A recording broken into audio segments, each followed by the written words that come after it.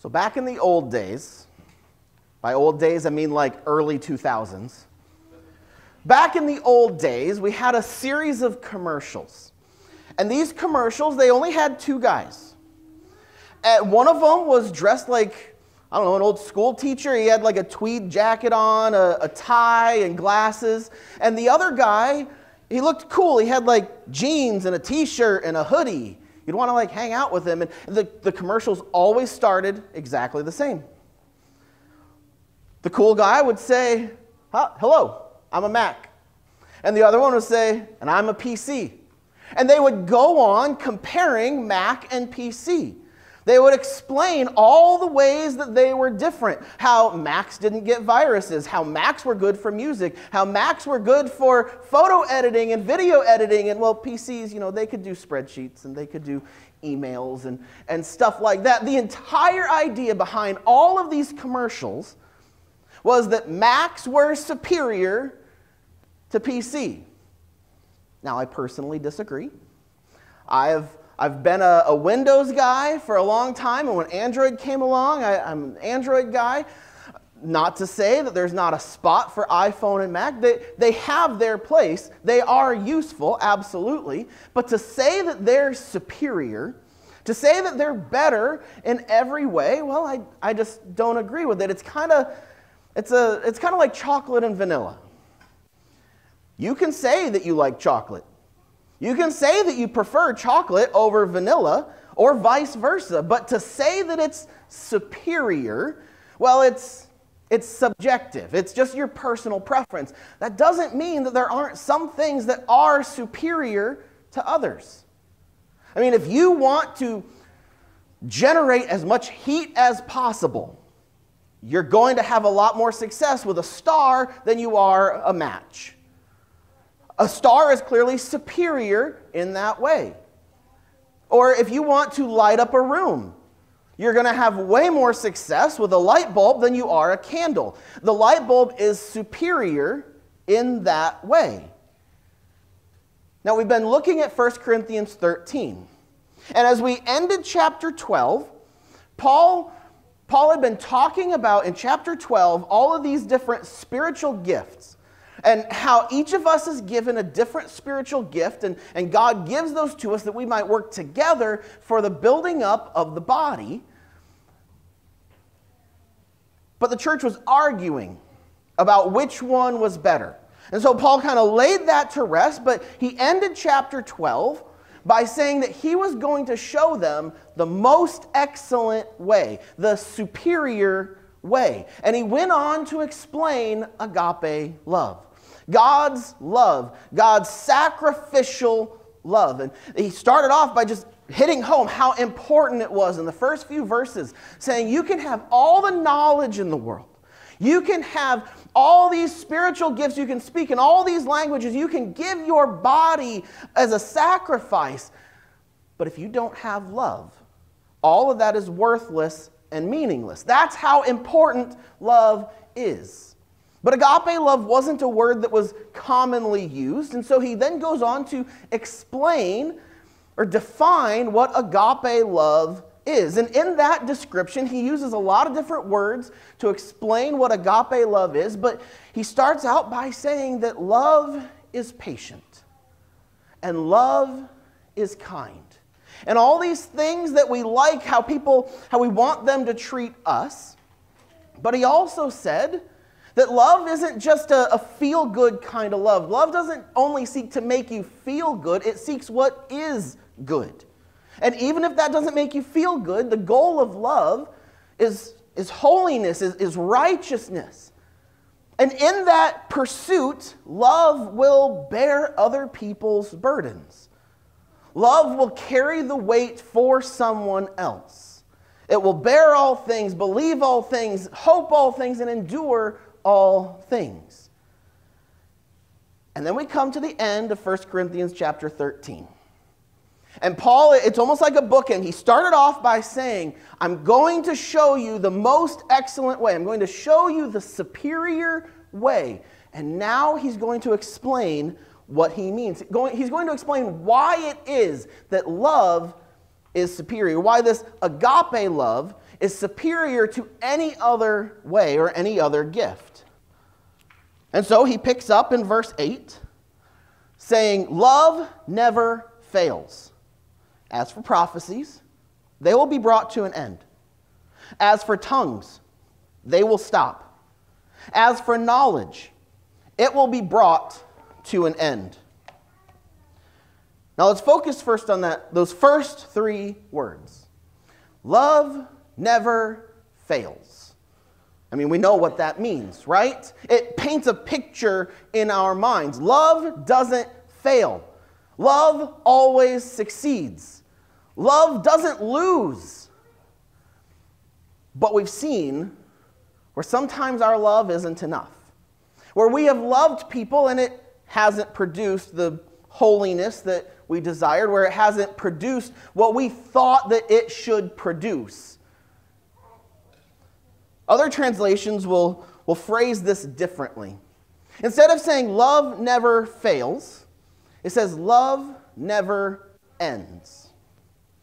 And as we look back to the original language, what we have translated here, it paints a picture. The words that Paul used, they paint the picture of a leaf that at the end of its life, it dies and it falls off of the tree. And it's done. And it's over. But that's not love. Love doesn't end in that way. Love is not going to shrivel up and die. Love is not going to just fade away. Love is superior. Love will keep going. Yes, it may be hard. Yeah, things aren't always going to go the way that you planned, but love is not going to give up. Love is going to endure. Love never ends. But then he contrasts it, saying that prophecies, well, they're going to be brought to an end. Tongues, they're going to stop. Knowledge, it's going to be brought to an end. You see, the church had been arguing about which of these gifts was better. They've been arguing about, well, my prophecy is superior to your knowledge, so my gift is better than your gift. Well, my gift of tongues is superior to your gift of prophecy, so my gift is better than your gift. And Paul's saying all of these things, they're going to be done. The idea behind this is they will become obsolete. Now, we live in an age of obsolescence. If you've had to buy a new phone or a computer, you've wrestled with this. You spend all this time trying to figure out, well, what should I get? What's going to work for me? And then even when you found that which you need to buy, you're just hesitant to pull the trigger, to make that purchase, because you know as soon as you buy it, it's going to be obsolete. Something better is going to come along. And you're going to have wasted your money. If you just waited that little bit, but then if you waited that little bit, something else would have come along afterward. We don't want to end up with something inferior. That's the whole reason that we wrestle with this. We don't want to invest in something that isn't going to last. But that's what Paul's telling them. These gifts that you're fighting over, they're going to become obsolete. They're going to fade away. They are going to end. You're putting all your eggs in this basket, counting on the fact that this is what's going to last, but I'm telling you, you're betting on the wrong horse. And he explains why this is, saying we know in part and we prophesy in part, but when the perfect comes, what is partial will be brought to an end.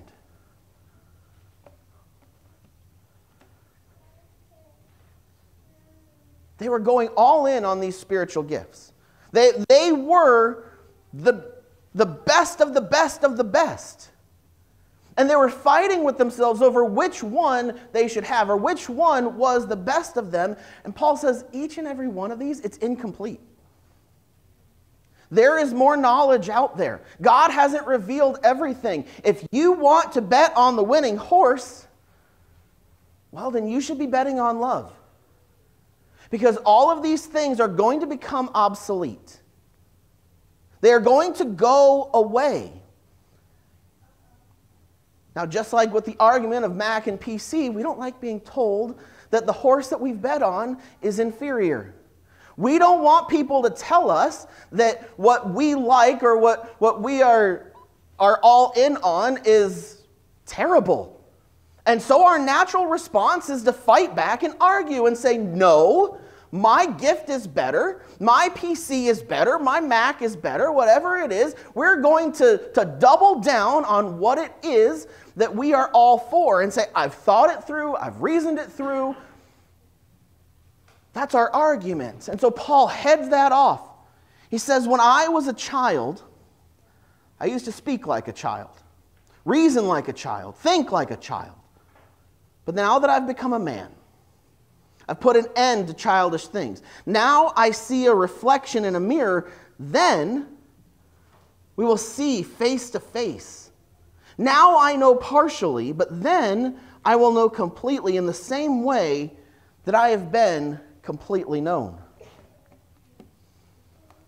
Now I've always thought that I have a pretty good head on my shoulders.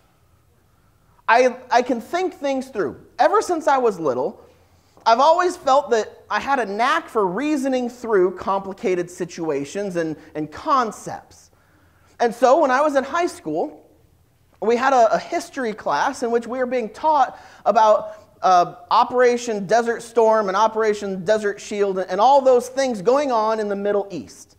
And the teacher kind of tried to summarize it. It's really big and complex, but he tried to dumb it down and simplify it for us, kind of saying, well, you know, there's oil reserves there, and the U.S. has an interest in those, and so we needed to protect that interest. But there's also these groups that just keep fighting each other. There's disputes over land, and there's these Palestinian people who don't have a land, and they want a land to call their own. And so there's all this fighting, and so we went in to try and help that. And I know that is a gross oversimplification of all of it. But as he explained all of this, and he took weeks to explain all the different parts that were going on in this conflict, he then gave us a task. The assignment was to resolve that conflict, to figure out how to make peace in the Middle East. And I thought, well, that's pretty easy. If we need the oil and they're fighting over land, we have a really big military. Let's just go in there, we'll take over everything, and then we'll divvy it up and we'll give it back, and everyone can have their own piece of land. We'll even make a land for the Palestinians, and then the U.S. can keep part of it, and then we will be able to have our own oil reserves. And it made perfect sense to my childish mind. As I've grown older, I've realized that is never going to work. But as a child, when I thought like a child, when I reasoned like a child, it made perfect sense. And it seemed like that was the way to go. If people are fighting, well, then I just need to make them listen. I just need to make them do things the way that I know that it needs to be done. And that's kind of how this church has been. I just need to show people, I just need to make people understand that I have this knowledge. They don't get it. They are immature. They don't see what I see, and so I need to make them understand. Or I have this gift, and it is the superior gift, and everybody needs to have this, and so I push it on to other people. Paul says, you're immature. He highlighted this earlier in the book, saying, you guys, I want to give you spiritual meat, but you're still on the spiritual milk. You guys are immature. You don't see your own childish reasoning and your own childish thinking. You think that these things are great and you're going to defend them till your last breath. But there is something better. And when you mature, when you go deeper with God, you can see that God's love is superior to all of these things. And when the perfect comes, when eternity comes, when we get to the end and everything is revealed and we can see God in his glory, then you're going to see all these things that you've been arguing about and all these things you've been fighting about, they're going to pass away. And you're going to be left with nothing unless you follow the superior way, unless you follow the most excellent way, unless you bet on the horse of agape love. And he closes it out saying, now faith, hope, and love remain. These three things. And the greatest of these is love. They were fighting about all these different spiritual gifts. They were fighting about what I deserve and my knowledge and my rights. And Paul says, just let it all go, because in the end, all of those things, they're going to be obsolete. They're going to be last year's model, and it's going to be worth nothing. If you want to be holding on to something at the end, then you need to be embracing God's agape love right now in your life. But they were focused on their own little slice of the pie. In their childish thinking, in their immaturity, they weren't seeing the big picture. They were only seeing what was right in front of them, and that's the same problem that we run into so many times.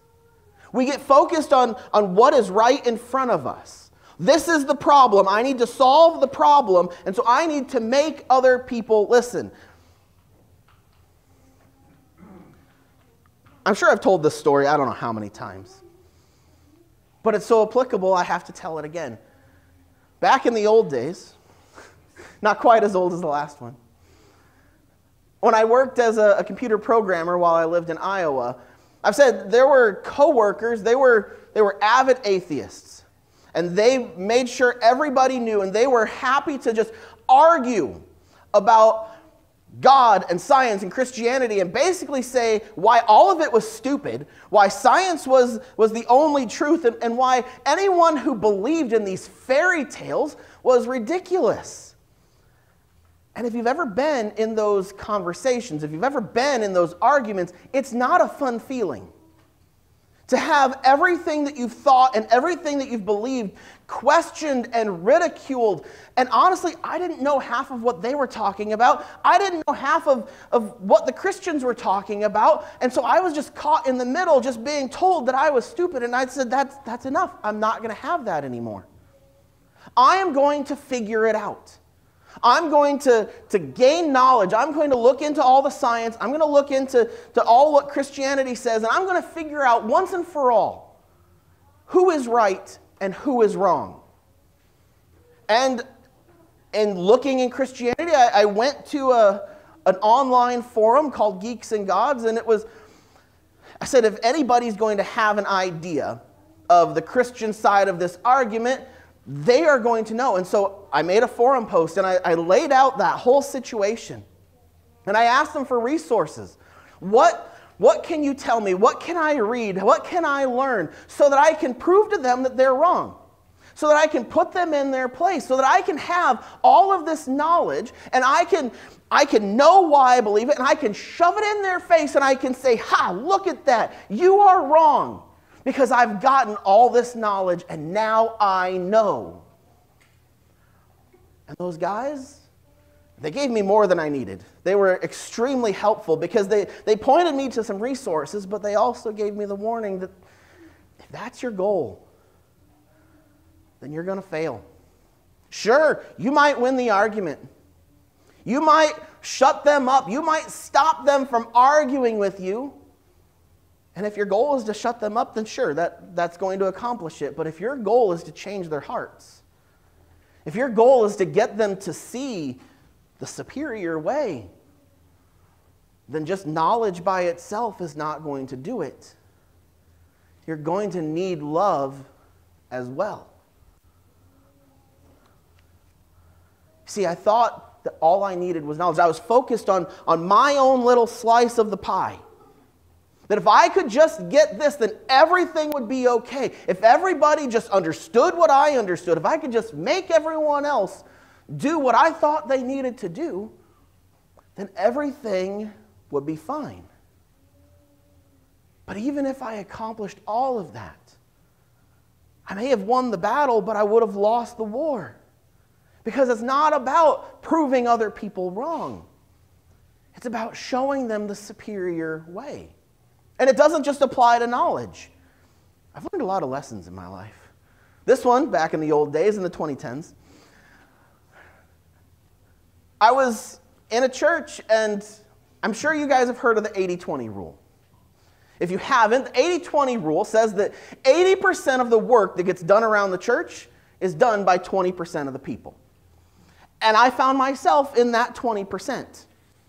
And frankly, it frustrated me because I saw all these other people who weren't contributing, who weren't doing their part.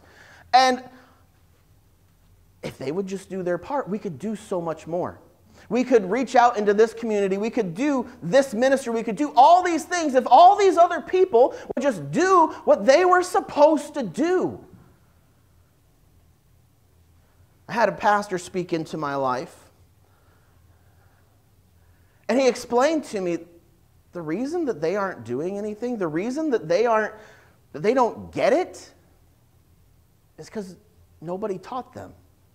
Nobody had loved them enough to disciple them and to walk this journey with them so that they could see not only what needed to be done, but the importance of why it needed to be done.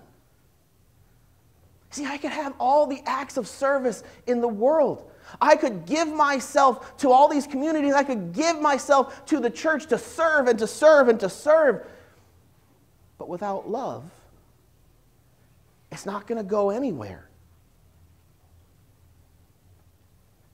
And we all have our little slice of the pie that we focus on. Well, the church doesn't have enough money, and if everyone else would just do what they were supposed to, if everyone else would just pay their tithe like they're supposed to, well, then we would have all the money that we needed. Or we have people who are always asking for handouts, and they want money, and they want this, and they want that, but if they would just learn to manage their finances, well, then we wouldn't have to do this. Or if people would just pull their weight around the church, so many other things would just fall into place. And we get frustrated, and we get angry, and we try to figure out all these different ways to make people do what we want them to do, what we see needs to be done, but we're focusing on our little slice of the pie. We're focusing on that spiritual gift that we have.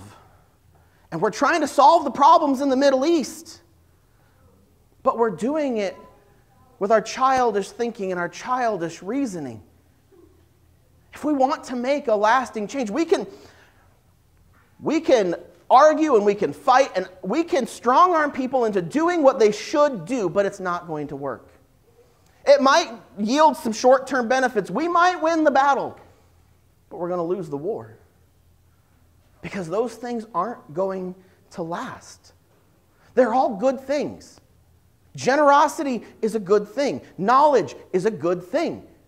And we can focus on all of those good things, but we lose sight of the superior way.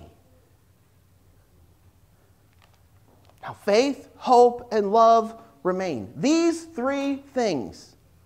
And the greatest of these is love. See, Jesus told us, this is how everyone will know that you are my disciples, when you love one another. We get focused on knowledge, and if I just had enough knowledge, then I could convince people. But knowledge is a tool to point people to God's love. Well, if I just had more generosity, if other people would just be as generous, then we wouldn't have this problem. But it's a tool. Generosity is a tool to demonstrate God's love. And all of these tools, they are good things. They are useful things. But when we begin to focus on the tools rather than the project, Well, when we start swinging our hammer around, saying how great our hammer is, we start bashing each other with it if other people aren't on board with how great our hammer is, or we start waving our saw around and we hurt other people, we hurt the body because we're focused on the tools rather than the project. We're not focusing on the superior way, the most excellent way. And we end up hurting ourselves. That's why love is superior, because love never ends. All of these tools, whether it's spiritual gifts, generosity, knowledge, prophecy, whatever it may be, all of these good things, they are good tools, but they're going to come to an end. They're going to be done. And when you worship the tool, and then the tool goes away, what are you left with? But God has given us a better way. God has given us the most excellent way. He has given us agape love. This sacrificial love, this love that is patient and kind, this love that doesn't bear righteousness but rejoices in the truth, this love that bears all things, believes all things, hopes and endures all things. This love is the superior way, because love isn't going to fade away. Love isn't going to fall off the tree and die. Love is not going to become obsolete. Love never ends. And that's why God has called us to love one another with this sacrificial agape love. But it's not just a command, do as I say, not as I do. God demonstrated that first. And as we partake in the sacrament of communion, that's what we are remembering. We are remembering God's sacrifice for us, God's love for us, but also His call for us to love other people. To show that love through our life and through our actions. Now, in the Church of the Nazarene, we don't have a lot of rules for partaking. You don't have to be a member. You don't have to complete a class. You don't have to reach a certain age. All that's required is that you love Jesus. That you want to follow Him in that superior way of love. And if you meet that requirement, then I encourage you to partake with us. But so many times we get focused on that slice of the pie. We get focused on, well, if everyone else would just do this, my way is better. If everyone would just listen to me or do what I said. We get focused on the tool. And we neglect the superior way of love. So we're going to play a song. You can sing along with it. You can just sit and soak it in, whatever you want to do. But while that plays, I would encourage you to come to God and reconcile this idea of His agape love for you and what that means in your life and in the life of this church. And when you're ready, you can make your way up the center aisle to receive the elements, the bread and the juice, and take them back to your seat. And once everyone has done that and the music is done playing, then we will all partake in this holy sacrament together.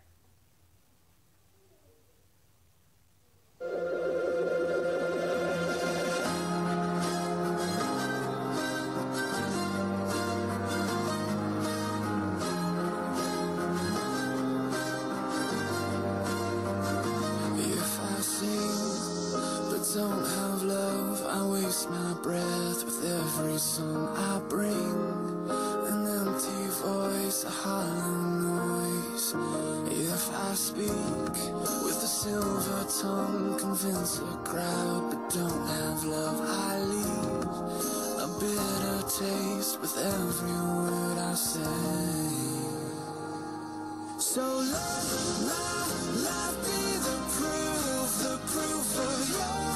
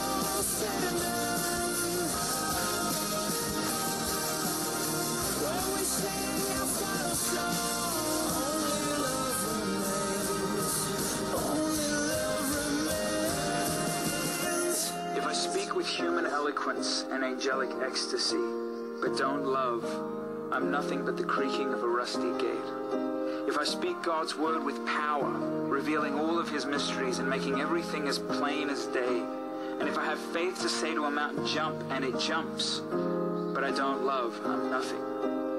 If I give all I own to the poor, or even go to the stake to be burned as a martyr, but I don't love, I've gotten nowhere. So, no matter what I say, no matter what I believe, no matter what I do, I'm bankrupt without love. Let my life be the proof of your